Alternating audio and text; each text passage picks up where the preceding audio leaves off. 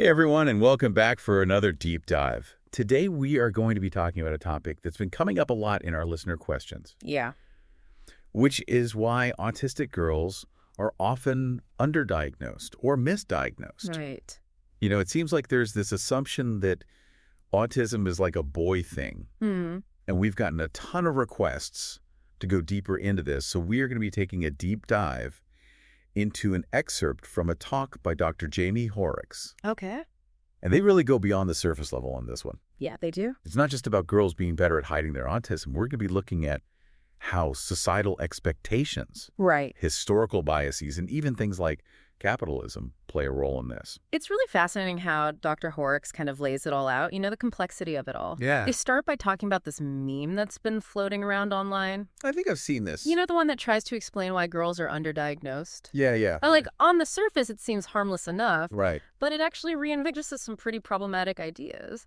Okay, so walk me through this because I feel like I have seen those memes. Yeah. And usually they show like a girl kind of like perfectly blending in, Right, exactly. kind of like a chameleon. Yeah, and that's part of the problem, right? Yeah. Because it just reinforces that stereotype that autism is a boy thing. Right. And that girls are just better at masking. Like it's some kind of superpower they have. Yeah, exactly. And it kind of, Which is not the case at all. it sets up this like boy default for autism. Mm-hmm. And anything else is like a deviation from that, right? Exactly. It creates this hierarchy, Yeah. this is the real autism and Right. everything else is somehow less than. And then we also not even acknowledging Right. like the spectrum of gender identities Yes. within the autistic community. It's so So important. it's not just girls, Right. it's trans folks, non-binary folks. Exactly. We need to be inclusive when we talk about this. Yeah, that makes total sense. It's not just about being good at hiding your autism. Right. It's about the limitations of how we even define and diagnose autism. Yeah, like the whole framework might be skewed from the beginning. You got it. And to really understand this, we need to go back in time a bit. Okay, let's do it. Dr. Hoerricks brings up some really interesting historical context here. Yeah. They contrast the work of Leo Kanner and Hans Asperger. Oh, yeah, the big names in autism They're research. big names, right. Yeah. But their work primarily focused on boys. Oh, interesting. And then you have Dr. Grunya Sukareva. I don't know that name. She was working in the Soviet Union, Okay. and her research included both boys and girls. Okay. And she actually got pretty close to what we now understand as the autism spectrum. Wow. And she was doing this back when? Decades before Kanner and Asperger were even publishing their work. That's incredible. But her work was largely ignored in the West. Why is that? Well, a lot of it had to do with the Cold War and the biases against Soviet research at the time. Oh, wow, yeah. Anything coming out of the Soviet Union was viewed with suspicion. Yeah, it was like automatically discredited. Exactly. And so this incredibly valuable research just got lost in the shuffle. So the very foundation of autism research Yeah. was already excluding a huge part of the autistic population. From the get-go, pretty much. Yeah, that is shocking. It's a huge loss, because Sukareva's approach was so different. Okay, how so? Well, she focused on care and inclusion Oh, interesting. rather than viewing autism through this lens of functionality and productivity, Right. which was the prevailing view in the West. Oh, so like how useful an autistic person could be to society. Yeah, very much a capitalist framework. Wow. Sukareva was all about nurturing these neurodivergent children, Oh, I like that framing. meeting them where they were at and helping them thrive. Can we pause for a second just on the term neurodivergent? Sure. Yeah. I want to make sure we're all on the same page here. Yeah. So we are talking about people whose brains work differently than what's considered typical, right? Exactly. It's an umbrella term, Yep. encompassing all sorts of neurological differences. So autism, ADHD, dyslexia. All of those. Yeah. Okay, just wanted to make sure we're all clear on that. It's an important distinction because it moves away from this idea of normal versus abnormal Right. and recognizes that there's a whole spectrum of ways that brains can work. And that's a good thing. Absolutely. Diversity is a strength. I love that. And it's key to understanding why this one-size-fits-all approach to diagnosing autism just doesn't work. So we've got this historical bias towards boys Mm-hmm. that's impacting how we understand autism. And how we diagnose it, yeah. But how does this all connect back to masking? Right, so masking is a huge part of this. Okay. It's something that many autistic people do, Yeah. particularly girls and women, to try and fit in Right. avoid those negative social judgment. Yeah. They might suppress their natural So behaviors. that's kind of like holding back. Yeah, or mimicking social cues. So like watching how other people are acting and trying to do the same thing. Trying to appear normal, even though it's exhausting. Oh, sounds exhausting. You can be incredibly draining. Like you're putting on a performance all day long. Exactly. You're constantly on guard, trying to meet these expectations that weren't made for you. And Dr. Hoerricks connects this back to societal pressures, Mm-hmm. especially for women and girls. Oh, absolutely. To be seen and not heard. Right, to be agreeable, prioritize social harmony. Be polite. Don't make waves, Yeah. It's all rooted in these patriarchal ideas Oh, yeah. that value conformity and obedience. Especially from women. Yeah, like women are supposed to be the peacekeepers. Right. The ones who smooth things over. Not rock the boat. Exactly. And that can be really damaging, especially for autistic girls. Because for them, Yeah. masking is a way to navigate a world that wasn't built for them. It's about survival. Right. Trying to survive in a society that punishes them for being different. And those memes we were talking about? Yeah.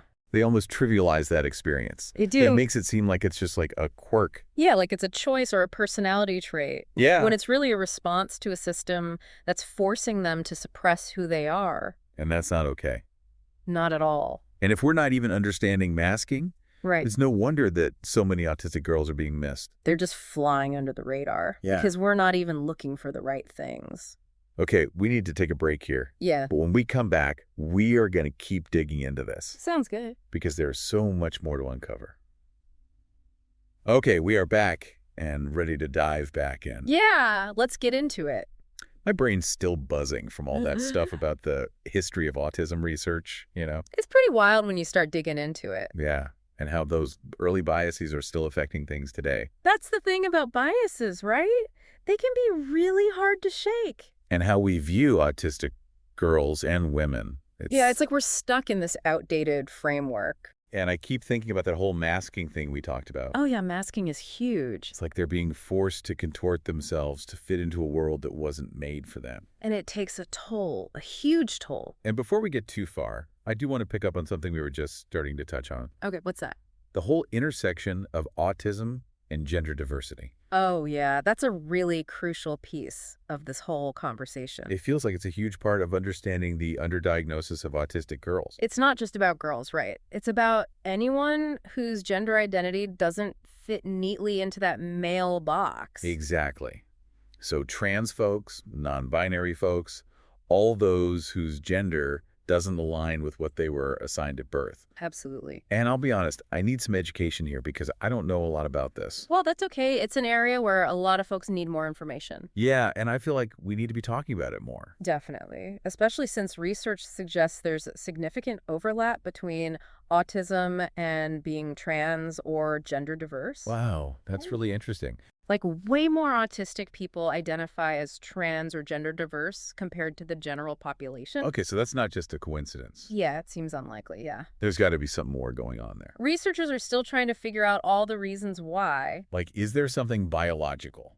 Potentially. Some folks believe that autism and gender identity might be linked on a neurological level. Like something going on in the brain that connects them? Maybe. More research is definitely needed. And some folks think it could be because autistic people are less bound by social expectations around gender? Yeah, like they're more free to explore their true selves. Because they're already kind of outside the norm? That's one theory, yeah. So it's not like we're talking about two completely separate identities that just happen to co-occur. Right, it's more complex than that. Like there's some deeper connection we're just starting to understand. And that's really important for how we think about diagnosis and support. Oh, absolutely. If we're going off these narrow understandings of both autism and gender, we're going to miss a lot of people. And not only miss them, Yeah. but potentially do a lot of harm. Oh, absolutely. I mean, imagine struggling with both gender identity and being autistic. Right. And neither of those things being recognized or addressed. Ooh. Yeah, that's rough. Like that's a recipe for mental health challenges. No kidding. It's like being told you're wrong on two different levels. You're not the right gender. You're not the right kind of autistic. And that message can come from everywhere, Not just from society, but from the very systems that are supposed to be helping. It's heartbreaking, honestly. Yeah, and rates of anxiety, depression, they're all higher among autistic folks. Mm-hmm. And even higher for those who are also trans or gender diverse. Makes sense, though, right? Yeah, when you think about all the pressure they're under. The constant pressure to To conform. fit into these boxes that don't even come close to who they are. And that's a big part of why we need to create these more inclusive support systems. So we're not just tacking on a little bit of training about gender identity onto existing autism resources. Right, it's got to be more integrated than that. Yeah, like a completely different approach. Recognizing the intersectionality of these identities. How they work together, how they impact each other. Exactly. It's about seeing the whole person. Okay, that makes sense. And speaking of seeing the whole person, we need to talk about those harmful narratives that are out there. Oh, you mean about linking autism and being trans? Unfortunately, yeah. I've seen those popping up more and more, especially online. It's a dangerous trend for sure. Because it's just another way to stigmatize both communities. It's like they're trying to say that one causes the other. Or that being trans is some kind of symptom of autism. Yeah, which is just ridiculous. It's so dehumanizing. And it can have real consequences, you know? Yeah, I mean, it's being used to justify discrimination.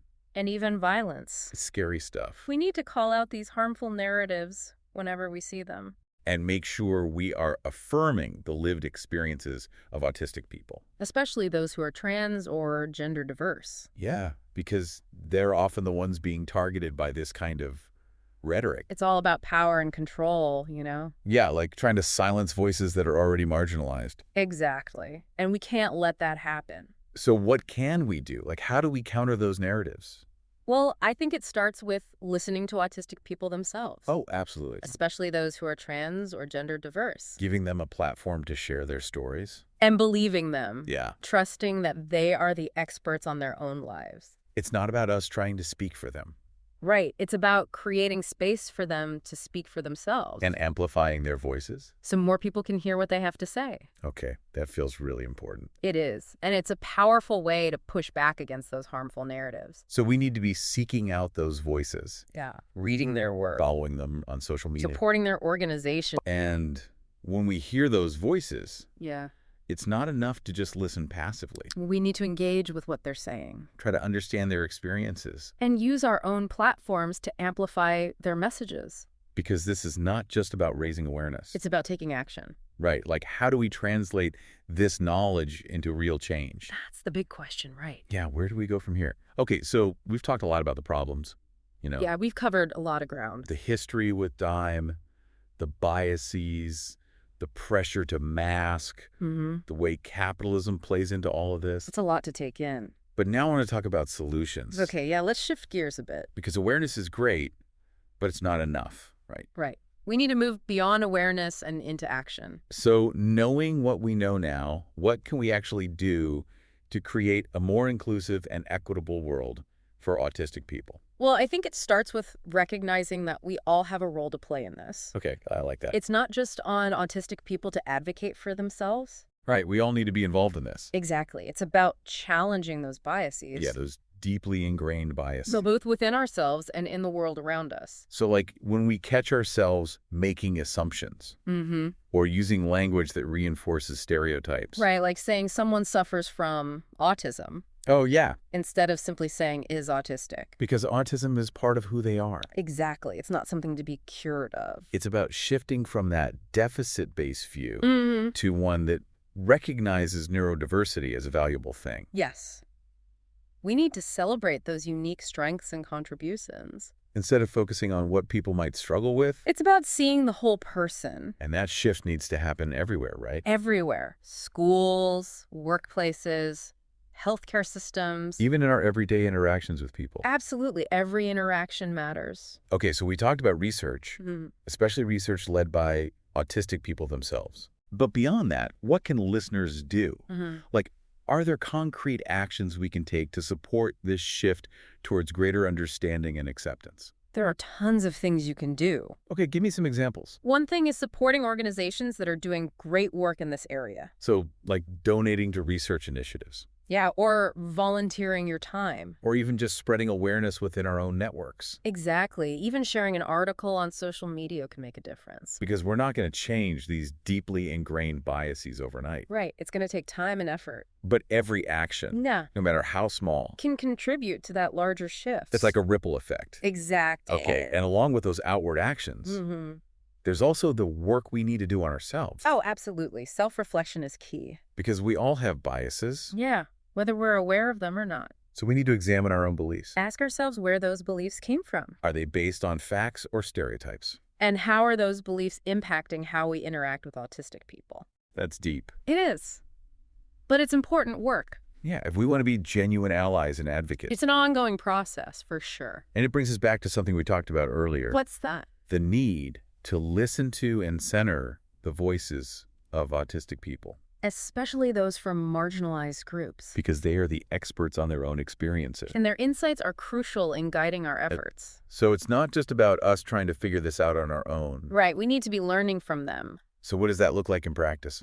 Well, we can seek out autistic writers, speakers, activists. Follow autistic-led organizations and social media accounts. And when we're having conversations about autism, make sure to center those perspectives. Yeah, let them lead the conversation. And when we hear those voices, we need to really listen. Not just wait for our turn to speak. Right, but to really engage with what they're saying. Try to understand their lived experiences. And remember that we're not going to get everything right. We're going to make mistakes. It's about being open to feedback. And being willing to course correct along the way.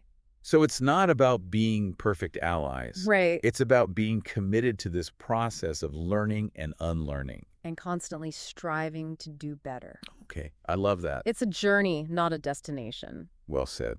It's been great talking about all this with you. Yeah, this has been such an important conversation. And I hope our listeners will continue to explore these issues. Challenge your own assumptions. And find ways to contribute to this movement. Because every voice matters. And every action can make a difference.